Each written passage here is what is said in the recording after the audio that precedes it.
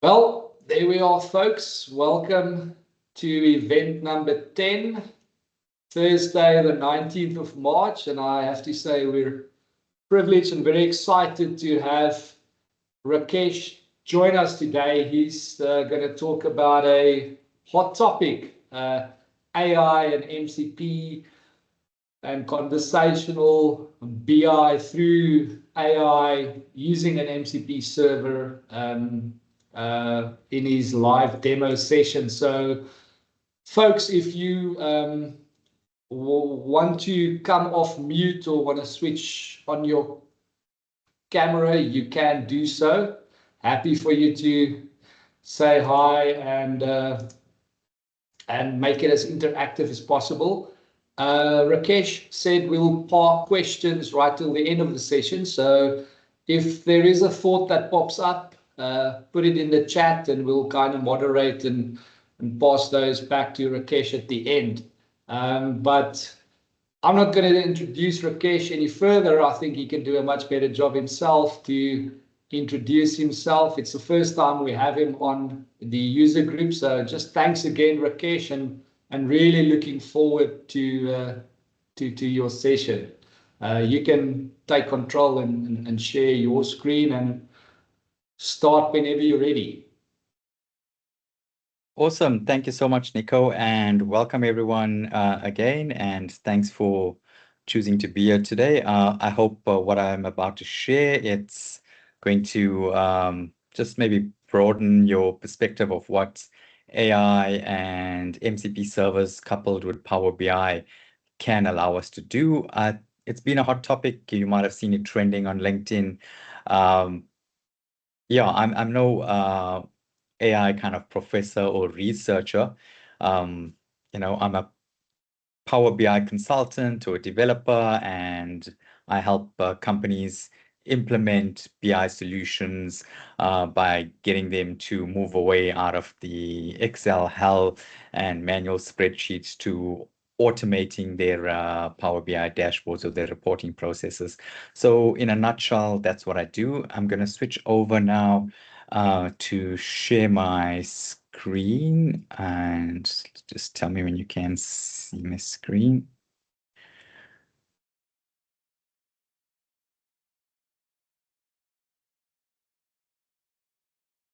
Okay, we'll just give it a few seconds. Perfect. Awesome. Perfect. So yeah, the title of this one is MCP, which is Model Context Protocol. I'll dive into that a little bit more in detail in the upcoming slides.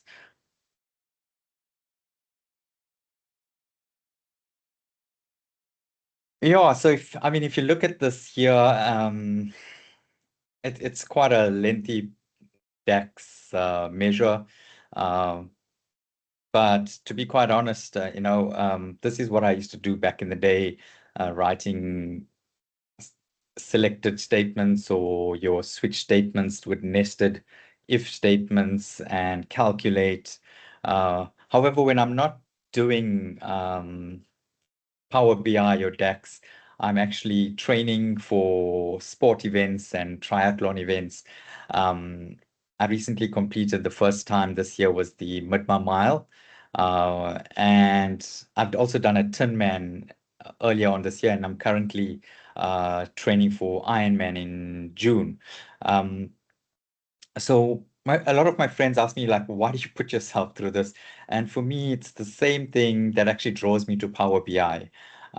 You put in the hours, you trust the process, and eventually something that's felt impossible starts to become achievable.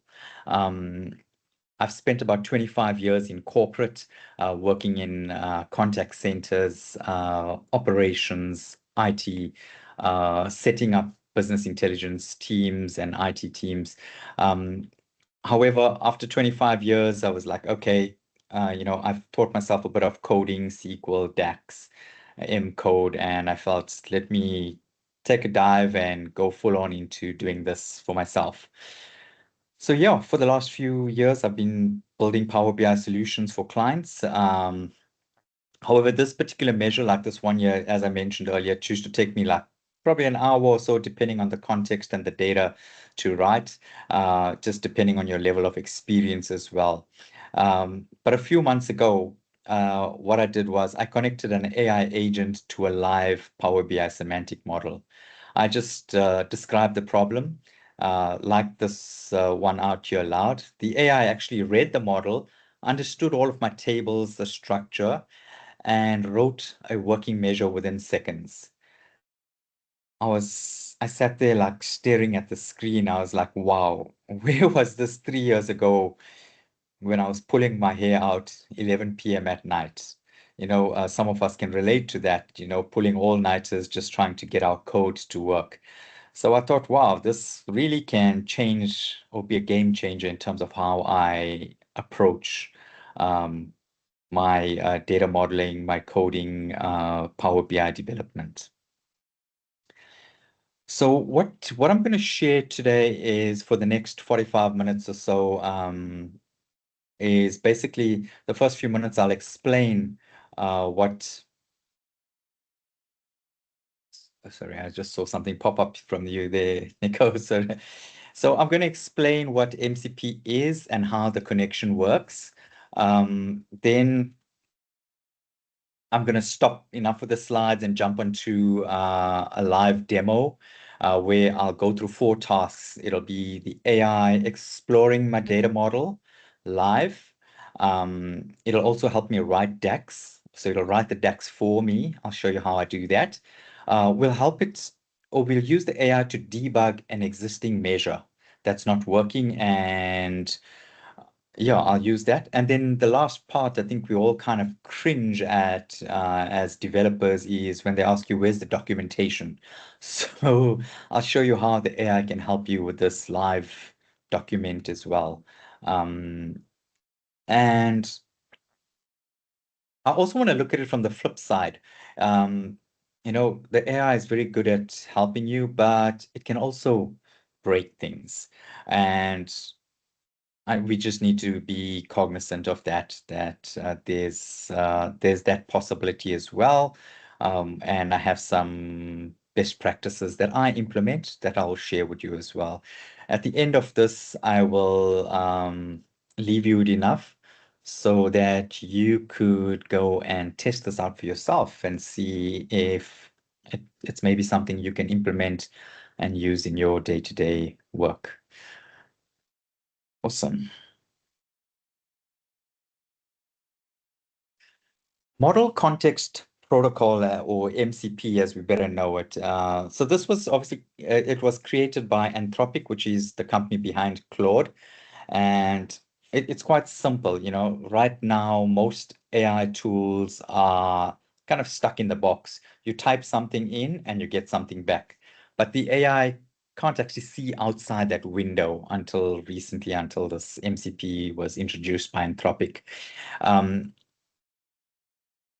When you get something back out of the context window, the AI doesn't really know what's in your Power BI model. It's basically just going with what you're sharing with it inside that context window. It doesn't know the tables, the relationships, and it's kind of guessing basically what you pasting in. So MCP changes that. It gives the AI a way to connect directly into the Power BI model, semantic model. It can read, understand the structure of your data model, run queries against it. So it's no longer guessing. It's actually seeing what's in the back end, and can view that whole data model, as I've mentioned. So I'd like to see it like this. Previously before MCP, it's like kind of describing to a friend over the phone to help you, or asking your friend for what's the word I'm trying to find? Like guidance or how to rearrange your furniture in your home. But with the MCP, it's like you've opened up that front door and your friend is there and he can see everything live, and he can tell you, guys, this sofa should go there, hang that frame up there. It's a lot more intuitive. So here's how the pieces actually do fit together. On the left here, so let's just see if this works. So on the left here, that's either myself or you as a Power BI developer, and you make a request to the AI either via chat or typing a prompt into your AI application. I use Claude Desktop. You could be using GitHub Copilot or any other MCP compatible tool. The AI application then talks to the Power BI modeling MCP through the MCP protocol. So that's how it actually communicates, and this resides within your on your local machine via a config file. The Power BI modeling MCP then can, if you'll see, there's 3 blocks here. I've kind of blocked out the bottom 2 because for this session here we'll focus on Power BI desktop semantic models. However, it can also be used in your Fabric workspace or Power BI service, as well as Power BI project. Yeah, we're just going to focus on Power BI desktop for today. So the first time I actually tried to implement this config file, it took me, I think, over an hour or so like that. I couldn't get the path right, and the server wouldn't start. So I was getting frustrated. I almost closed the laptop and went back to writing DAX the old way. But this kind of reminded me of my first open water swim, doing the Midmar Mile. I got into the water and I couldn't see the bottom, the water was very murky. And I asked myself, like, why do I keep doing this to myself? But I just kept trusting the process that, yes, I know how to swim just one stroke at a time and just keep going. And exactly the same thing here. I applied the same methodology to this, and I got it working. The connection, yeah, I managed to get that path right using some scripts on PowerShell, and that was what actually yeah, got me starting to use this application. Yeah.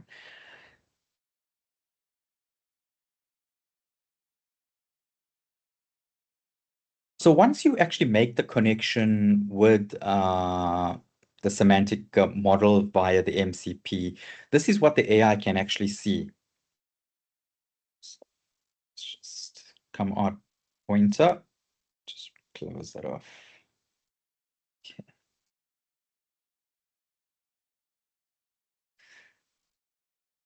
Okay, so where did we go? Oh, I went back there.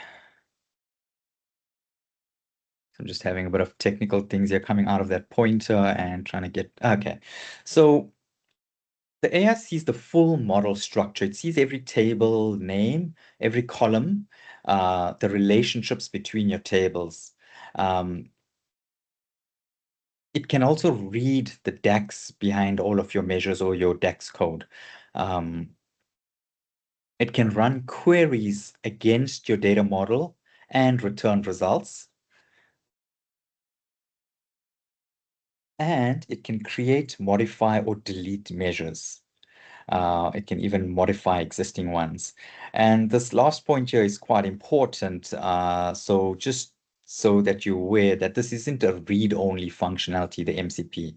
The AI can write your model, which is powerful, but you just need to be careful around that because the MCP can change things and it can also break things. I think I've touched on that earlier.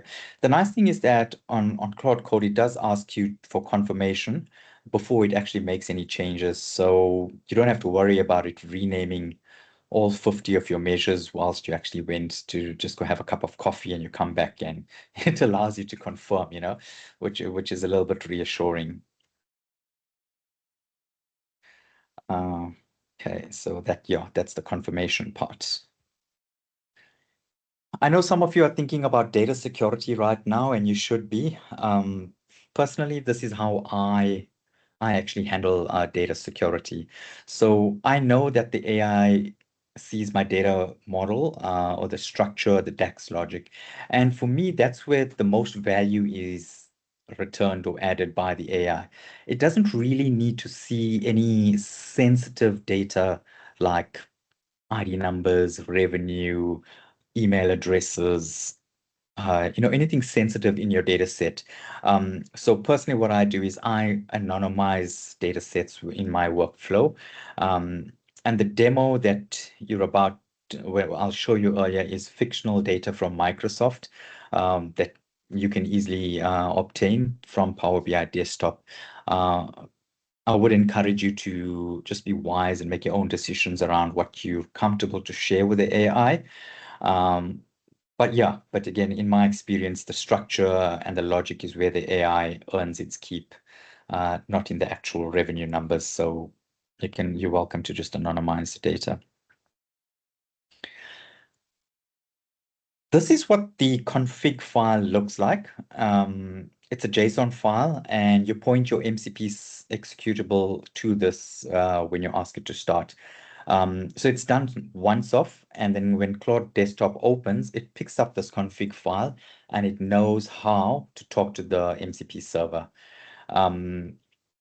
You don't need to screenshot or take any photographs on this. Yeah, I'll share with you at the end a QR code that you can scan, and it'll take you to the actual GitHub repo that shows you step by step how to go ahead and implement this should you want to try it by yourself. Right, that's me. Enough of the slides. So let me jump into the live demo. So I'm gonna just stop presenting on this, and I'm gonna dive into the demo, which I think most of you are waiting for to see how this actually works. Let me just stop sharing. So just give me a minute to get this set up.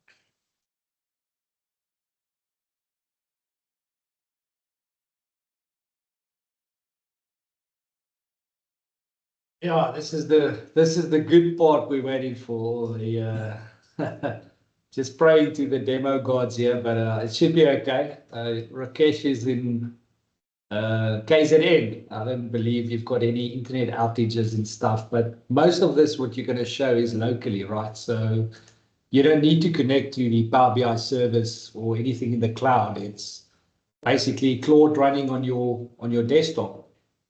Yes, it still needs Okay. internet connection. But yeah, so it is Claude Desktop, not the web version of Claude. Let's just see if I managed to open up that. I'm just going to share again.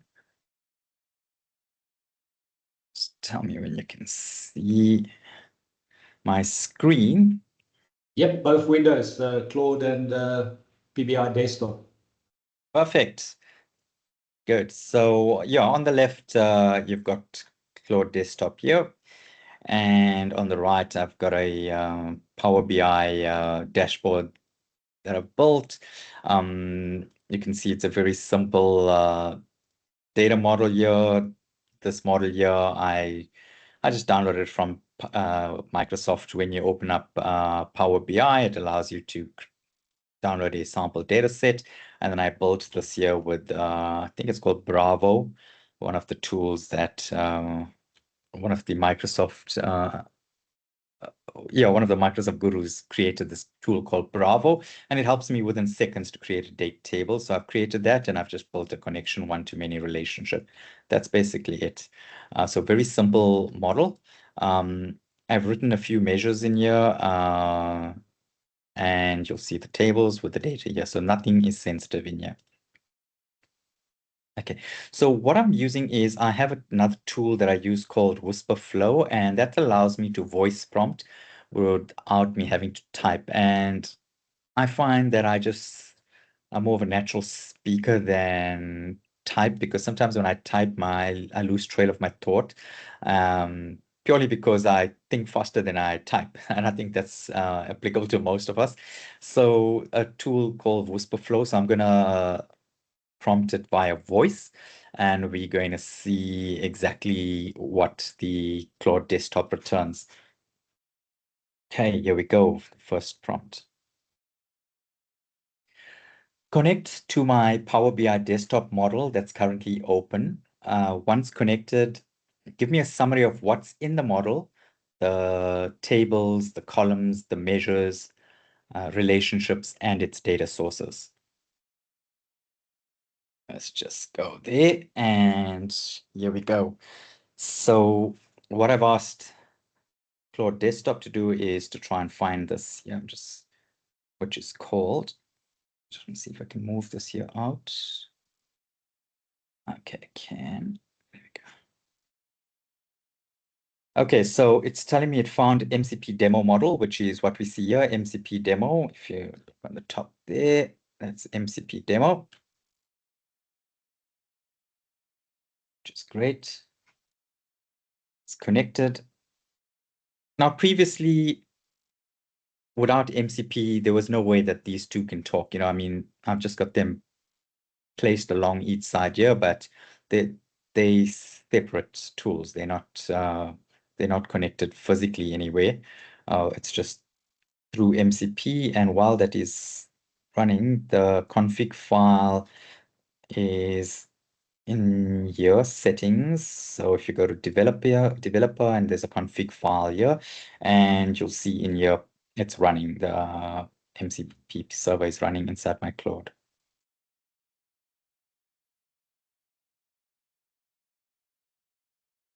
Okay, license here.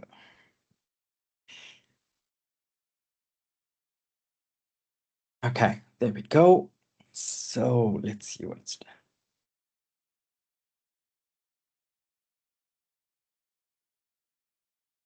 The great part is that it's picked up the Power BI desktop file. I've got a decent connection, so I'm just hoping it works well. With live demos, you can always run into something that's unprecedented, but let's keep our fingers crossed for that. I think you've run out of credits, Rakesh. Tokens. Impossible. I'm on the max plan, yeah. Yeah, I use the max plan because I used to always run out of tokens, and you have to wait like 2 or 3 hours.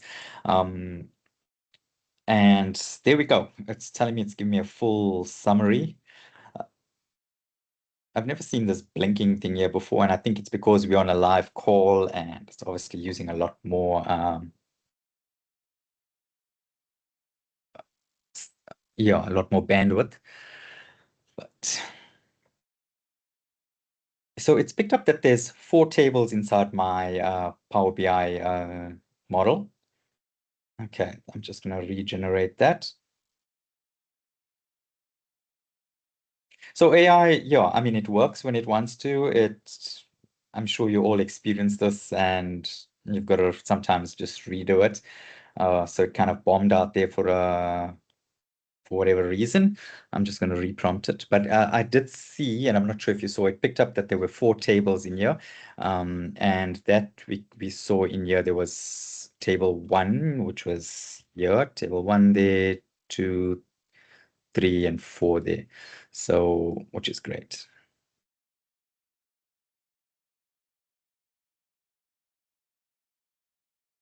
A little bit slower than I anticipated. I would have expected it to run slightly faster.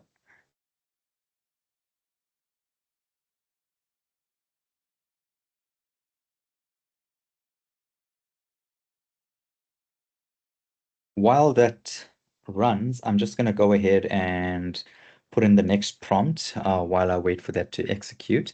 So the first part was for it to connect. So basically identify MCP demo my dashboard and connect to it, and then give me an overview of what's happening inside my dashboard, which it's currently doing that task. So let me just write the next prompt here. I need a cumulative sales measure. Can you write that for me and add it to the model? So there we go. While this executes here. So on the right-hand side, you'll see I have 3 measures. I don't have a cumulative sales measure. It's just above average margin, a profitable segment, and a sales performance tier. And then I've got my date table and my fact table, which is the financials. So this is taking slightly longer than I anticipated.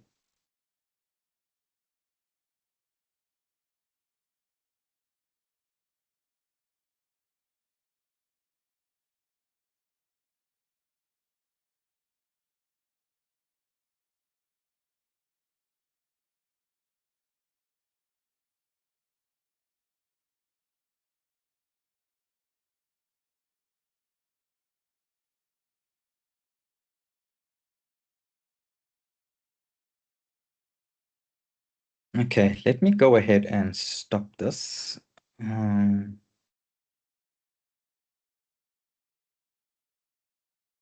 Okay. Oh, that's interesting. I stopped it and it gave me what I needed. So it in the first prompt that I sent it, it's picked up, I've got the 4 tables and it's listed them out. It's told me I've got 40 columns and here's all the information. Yeah, it's picked up the relationship. I've got a relationship between the date and the financials table on date and date, the data sources. Worth flagging, it's picked up, I've got a broken measure here. It says I've got a broken measure.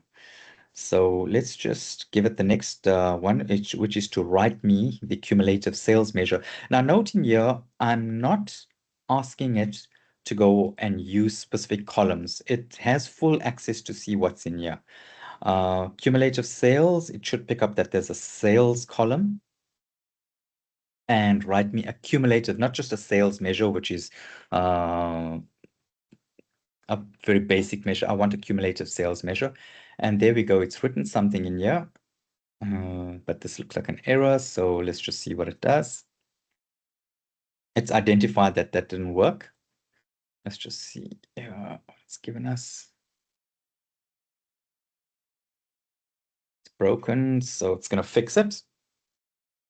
Now, normally that would take me a little bit longer for myself to go and write. I'd need to go look into the data model, understand which is the right column, and then write that table. So there we go, done. I'm going to drag this measure in here. It's written that measure in. So I have date here on the x-axis.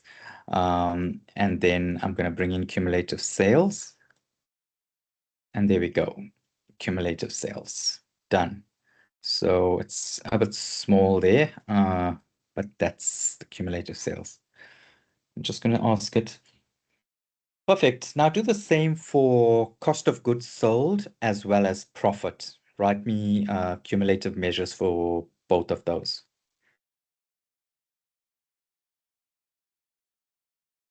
Now, what you're actually seeing here is, yeah, as I've mentioned a few times previously, you would have to prompt it and then it'll write the measure for you inside of Claude and you would copy and paste that. And most likely you'd have to rename your columns. So here it's doing everything for me. And there we go. That was very quick. Cumulative cost of goods. We can look at this measure and it's found the financials cost of goods sold, which is this table here. So let's drag that in and should be slightly lower than your sales. There we go, cumulative sales and then cumulative profit. It's found there's a profit column in here as well. Let's bring that. This should be a lot lower. And we've got profit there. So you can see cumulative sales, cumulative cost of goods sold, and profit. Done. So I want to now move on to the second one. It did flag that I had a broken measure in here. Somewhere wrong here it mentioned, okay, it flagged that, which I didn't want to ask it to check, but it picked that up. So what I'm going to state here is, see in here, I've got segment and I've got year. And if I bring in this measure profitable segment in here, it returns nothing. So I'm going to ask the AI. I have a measure called profitable segment sales percentage year on year that isn't returning any results. Please, can you debug it for me without touching the actual measure? Tell me exactly what the issue is. Once you've explained the bug, create a fixed version as a brand new measure in the model for me. And let's execute that. You can actually see the benefits of voice prompting. It's a lot faster. That will take me, I don't know, maybe 3 or 4 minutes to type out. So now this measure, while it's doing its thing there, if you look at this measure here, it's not a quick fix depending on your level of expertise. It's not showing me any errors, but it's a lengthy measure. I mean, we've got 55 lines of DAX code here. So depending on your level of expertise, but if you've inherited this dashboard from a client or somebody else and they ask you to have a look at it, then it'll take you a bit of a while to debug myself as well. It'll take me a while to go and understand exactly what this measure is trying to return firstly, and then where is it broken. So this is what the AI says. The bug, which is look at your current year sales. So it's picked up something with the variables. There are 2 measures. It's given me a whole lot of things. I'm not going to go through everything in there. And then it's written me a new measure, which we asked it not to update the broken measure. We asked it to write the fixed measure in here. And it went ahead and written the whole measure for me. So it found the problem and it wrote the new measure. And let's bring that in. So I'm just going to take this out from here, the broken measure, and bring in the fixed measure. Wow, it works. That's amazing. I mean, in this day and age, with the amount of time that I save just doing that, it's phenomenal. And then lastly, for the live demo, what I want to show you is documentation. So let me just give it a prompt. Generate a professional markdown that fully documents this Power BI semantic model. Include a mermaid diagram for the table relationships. Document every measure with its DAX code and a full plain English explanation of the business logic. Also analyze the Power Query code and document the data sources for me. Now, generally, having worked in BI teams as a developer, I would normally go sit together with a business intelligence data analyst who would document alongside while I ask questions, gather requirements. They would also be involved.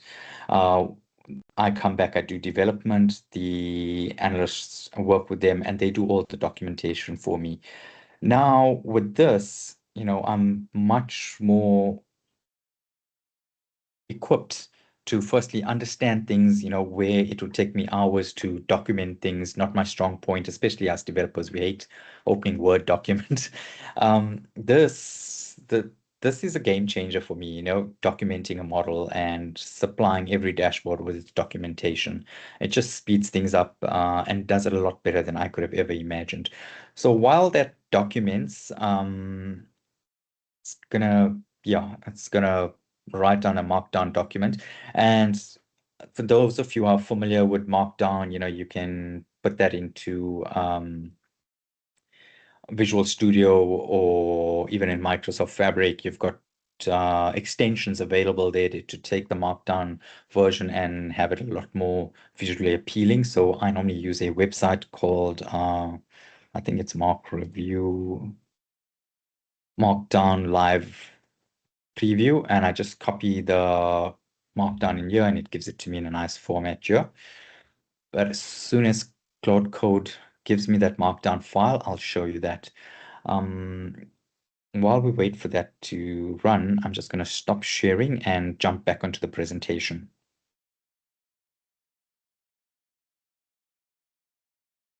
Build my camera. There we go.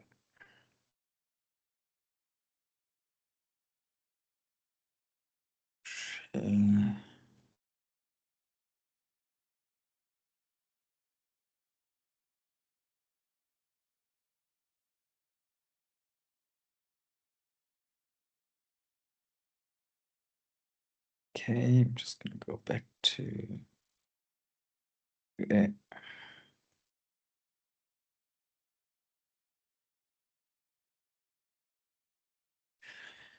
So there were 4 things that we actually picked up here. So firstly, I connected to the live Power BI semantic model via the AI, and I asked it actually what was happening in there. Not seeing anything change here. Yep. I then got the AI to write some DAX measures for me. We wrote 3 measures, 3 of them being cumulative sales, cumulative cost of sales sold, and cumulative profit. We got it to debug quite a lengthy 55 lines of DAX code. We got it to debug that, fix it for us, and tell us what was wrong with that. And then it's currently documenting for us in the background. I'll share that with you once that is completed instead of me just waiting for it. So yeah, I mean, a few months ago, this was not possible. So what does this actually mean for us as BI consultants? If you're a consultant or a freelancer, think about what you've just seen here. Every time I acquired a new client, every time I've acquired a new client, the first thing I do is open a file if they already had an existing dashboard and start clicking every table, trying to understand the relationships, the measures, what somebody else did or built, and it was the DAX clear enough. Most of the time it wasn't so clean. And that would be minimum about 2 hours before I can even actually start doing any work. Now I just basically connect to the AI, ask it to document the model, and I've got a full picture within minutes. I know what's in the model and how it's structured, and I can start building immediately. So it helps us to move onboard clients faster, speeds up development and debugging as well. And also, if you're a individual person like me and you don't have a big team, you're able to compete with larger teams who have a lot more headcount available and resources. If you manage a data team or if you're part of one, it's a little bit of a different angle here. So your junior analyst is actually stuck, with a DAX measure, and they're waiting on a senior developer who might be busy or not available, and that causes delay, which adds costs, maybe a few hours, maybe a day, even a week, whatever it is. Now that junior analyst has the ability to connect via the AI to the model and describes the problem and gets a working answer within minutes. They still need to check it and understand it, but yeah, they still need to, ensure that what it's returning is correct, because AI does have the potential to hallucinate at times. This allows senior developers to focus on what they actually should be spending their time on, and not their mornings trying to write basic time intelligence measures. Um, yeah. So all in all, as a team, you actually you start to move faster, and everybody wins from that. Uh, Sorry, my camera keeps bombing out on me. I'm just gonna click it back on. I don't know why. Maybe it's a cable. So I showed you all the good stuff, where the AI can help us, but I also want to show you this part here where the AI could fall over, which is,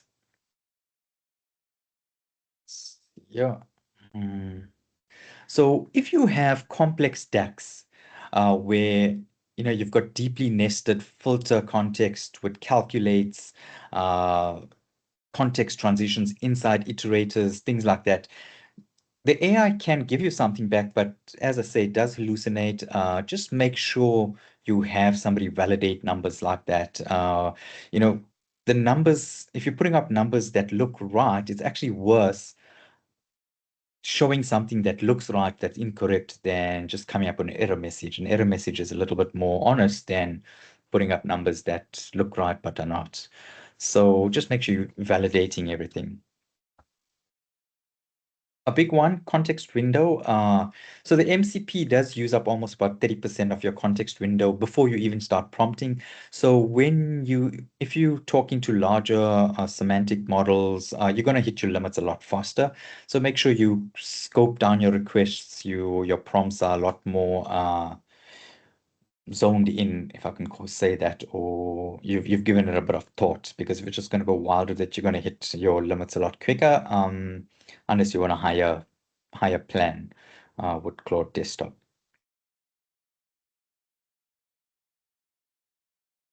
I touched on this earlier. So because the AI has the right ability, where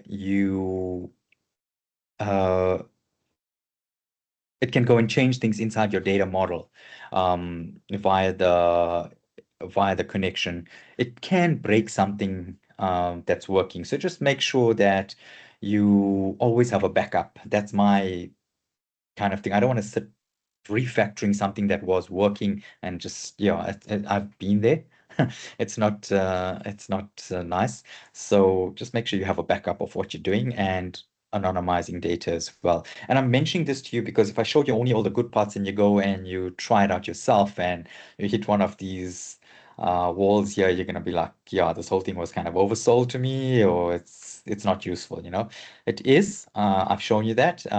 But AI still got a lot more room for growth before we can fully trust. And I think we're far away from that. So I showed you just 4 things today. There's a lot more that I didn't have time to delve into, but there's other things that you can do with the AI, which is very helpful, like bulk renaming your measures. If you've got like over 100 measures in a dashboard and they're all inconsistent naming conventions, the AI can analyze that for you and rename all of them within a few minutes or seconds, depending on, your speed, but that's possible. This is a nice one. I had a client send me a data set in Spanish, and I created a mapping table from Spanish to English to be able to easily map that. So it can actually translate for you as well. I tested Zulu and it worked, which was amazing. I never really used it. I mean, I tested it just to see whether that claim was valid or not, and it did work. If you've worked with SVGs using HTML code within DAX, that can be a bit nerve-wracking and trying to get your visual to look presentable. So the AI can help with that as well to speed things up for you, as well as calculation group refactoring. Um, Best practice evaluation. If you're a little bit more on the technical side of Power BI, you would understand that there's two engines in the background, being your storage engine and your formula engine. And sometimes code that is written might not be the most optimal code. It could be using or sitting in the wrong engine, could be in the formula engine when it should be in the storage engine. And you can ask it to evaluate, to check, and optimize your code for you. This is one we all generally have something saved and we go reach out and grab our calendar table, but you could ask it to build you one that's more dynamic. Row level security can help you set that up, as well as go through your transformations in your Power Query steps within your semantic model and help you optimize that as well.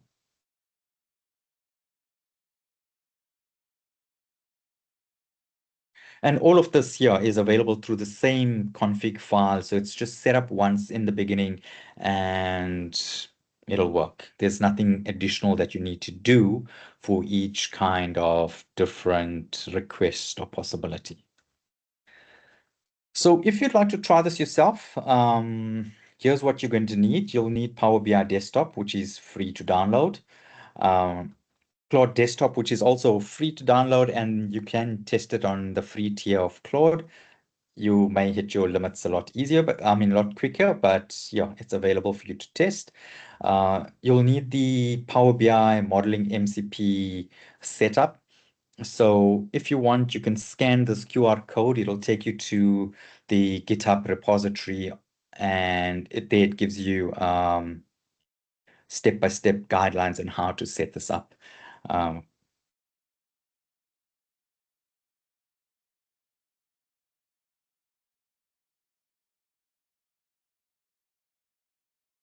And then lastly, just open a Power BI file, connect to a data set. I'm using the financial data set from Power BI. And yeah, you can go and prompt and get it to connect to the data with a semantic model and test it out for yourself. Okay. I mentioned earlier I'm using WhisperFlow. I was using WhisperFlow to prompt the Claude desktop, and there's also a free tier available on that. If you want to try it out, I'd welcome you to try it out. I've got the paid version. It just works a lot more faster for me.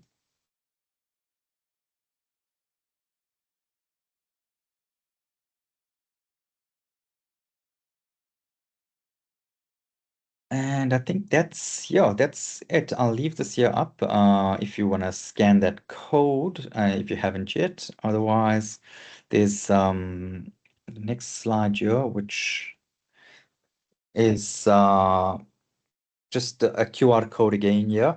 If you want to scan that, that's if you'd like to connect with me on LinkedIn. I try and post there at least once a week. So yeah, if you have any questions, you're welcome to. If you don't get an opportunity here for it to be answered, connect with me and we can touch base there. I'm also happy to learn and grow. So thank you very much. That's enough of me. I think let's go to the questions. Nico, I'm sure there's a whole lot of them. I'll try my best to answer most of them. No worries. No. Thanks a lot, Rakesh. That was brilliant. I think given the fact that you did this all live, relying on an internet connection is amazing. It's a lot of good stuff that I that I can take from this, and specifically the WhisperFlow AI. I mean, that voice prompting, I haven't checked that out, so I'm going to definitely try that. We've got a couple of questions.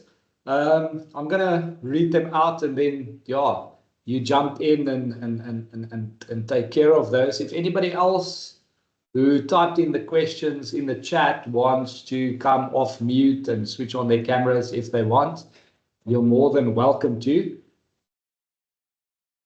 I'll start maybe with the first one. That config file, when you set up the MCP server locally, the question, yes, that one there is, I think the question is, can the config file be shared with other users, or is this something that you have to set up locally on your machine and add it yourself? Can it be shared? Is it a setup required locally? So yeah, it's the latter, which is you've got to set it up on your local machine. It's literally that. The part that I've highlighted there is actually the dynamic part that depending where you save the file, you will just paste your part in there. So it's set up on your local machine. Okay.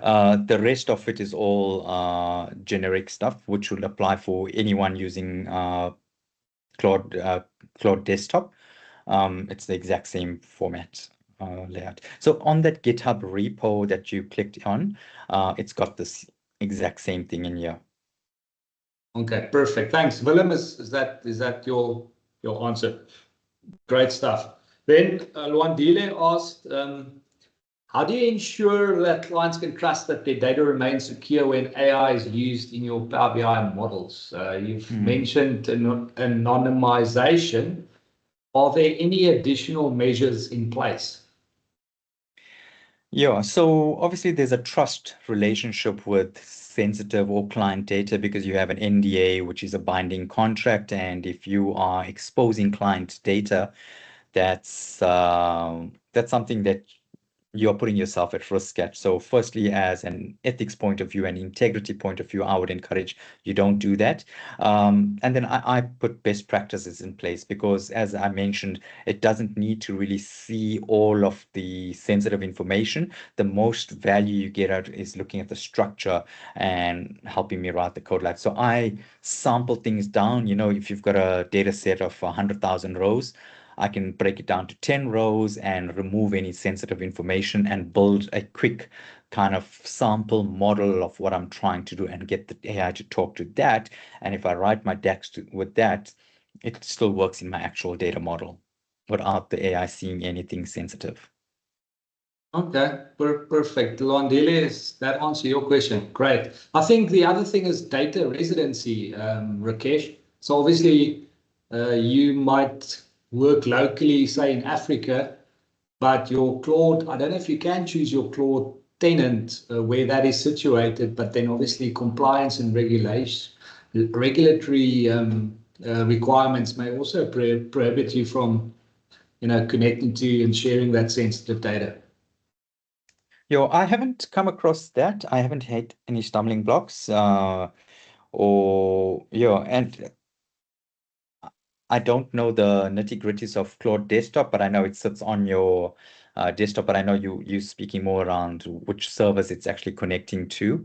I haven't probed into that as yet. It's something that's worthwhile probing into just to understand if that question comes up from clients, to have something more relevant for them to understand the importance of how important their security. You take security in terms of ensuring that you're not sharing things with the AI. Okay, no, great stuff. And then the last question I can see in the chat there, it's actually from myself. So obviously there are the two ways that you can use the MCP. So you've shown us the local version of the local MCP, right? I've also found that there's a remote server or a cloud hosted MCP, and that the one that you should be using if you want to chat with your data?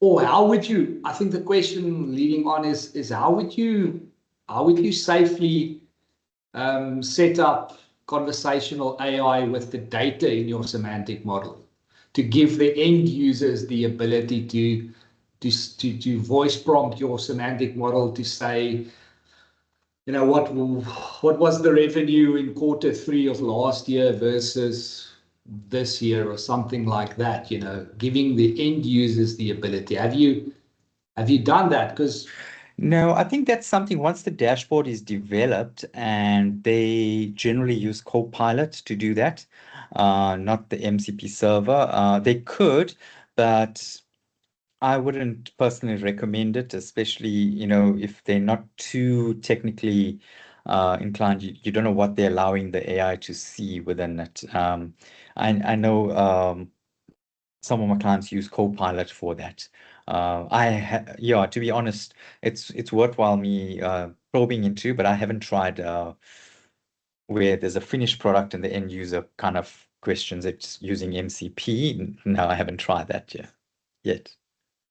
okay, no, great, thanks. Yeah, because there are so many benefits, like you've shown us here, for the developer or the consultant or the builder of things to use the solution to make them more productive. Just build and develop faster. But on the other side of the fence, you've got the end users who wants answers on the data, and you have to build out that dashboard every time for them. And if they want to see something in a specific way, you have to craft a new custom visual, like you said, like an SVG to show them the HTML that looks good. But what are the capabilities that one can leverage? Okay, so we'll definitely check that out. Any other questions from anybody else? Any other remarks? Not a question, just a thank you. I think this is pretty cool. Definitely gonna give it a go. Awesome. Thank you for that feedback, Sanal. Appreciate it. Yes, for sure. Thanks again, Rakesh. Appreciate it. Yeah. Thanks everybody for joining. Hope you have a good afternoon and catch you all soon. Awesome. Thank you. If you've just got a minute, so I didn't. Did everybody jump off? No. Not I yet, didn't no. show you the modeling, so I just want to share here quickly. And let's just see. Yeah. So this is when the last prompt that I gave it was to write the last prompt was to write the markdown documentation for me, and there we go. It wrote it here. And if I copied that, And I went to this website here and I just pasted it there. That's my documentation done for me. Like, I mean, how cool is that? You'd have to, Wow. all I did was ask it and it picked up everything in the model, which is correct. It picked up there's a bug in here. All the measures, everything. So I'd really encourage you to, try it out for yourself, and it might be something that you could use. Awesome. No, excellent for sure. Thanks again. That's a great tip. Thanks everybody. Awesome. Go well, everyone. Thank you. And thanks, Nico, Thank for you. having me. Thanks, Cheers. Rakesh. Cheers. Bye. Thanks. Bye.